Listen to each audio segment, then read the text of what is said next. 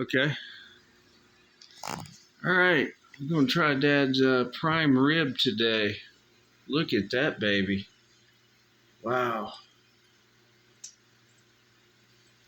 Boy, that looks good. Good job, Daddy-O. It only took a few hours. Low and slow. Good. It did a 225 degree on my pellet grill. That's looking good. That's a prime rib from Kansas City Steak Company.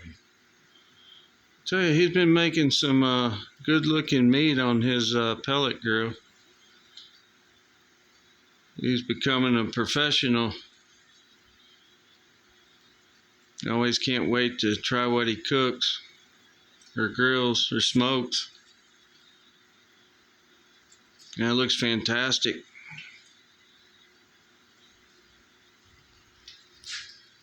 How much of it should I slice and how much of it should I save? That's plenty. I wouldn't slice any more. That's what I'm thinking.